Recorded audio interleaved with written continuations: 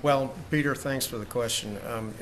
It's always difficult in a military setting to know if you're making the correct decision, but to the degree these 30,000 troops plus the NATO forces are being committed are going to try to secure the population centers in Afghanistan as opposed to going out and securing outposts and trying to control much of the countryside. I think it would have more of an immediate near-term impact for creating stable situation there. That doesn't necessarily mean the government will be better, but it does mean there will be less violence to give the opportunity for the Afghan government to create some institutional stability without the pressure of constant attacks. So, whether 30,000 is the right number or 40,000, the upper end that General McChrystal asked for, or something less, it depends on how they're deployed and what their mission is. And I haven't seen that clearly stated in the press yet. So, as you know, you watch Fox News, CNN News, or any of the Sunday morning shows, there's nonstop political debate. Are we politicizing a military decision?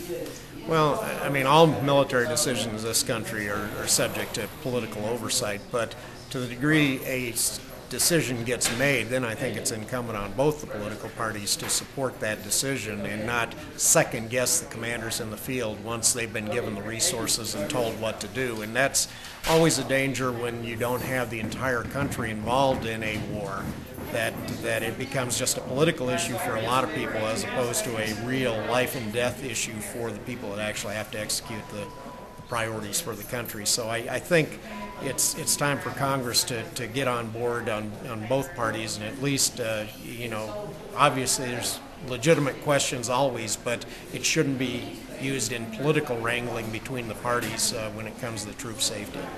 But those troops come with a cost.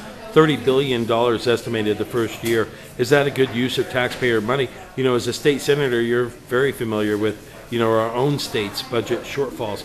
The national economy also struggling. Is this a good use of taxpayer money?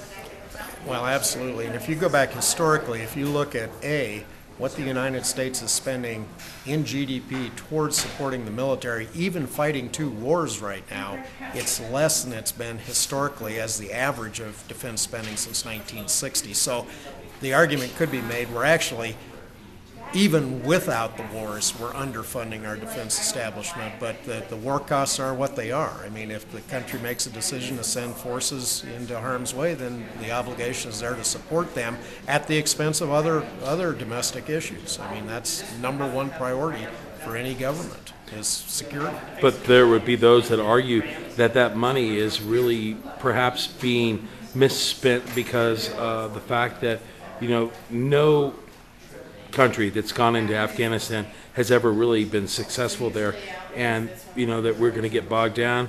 And what are the goals of victory here? Well, I don't think that's a correct reading of history.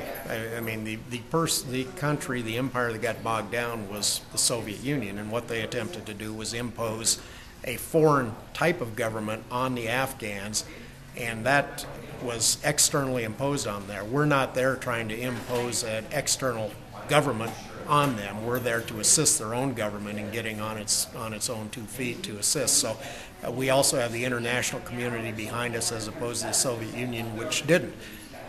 Having said that, the British dominated Afghan politics for a century, not by their presence, but by their willingness to work with the power structures there and ensure that those power structures didn't interfere with British interests in India. So I think you can go back all the way to Alexander the Great. He married his soldiers off to the local warlords' daughters, and that's how he created stability there that he couldn't do militarily. So there's several readings of Afghan history. And speculate a little bit for us. Where do you expect us to be in 18 months?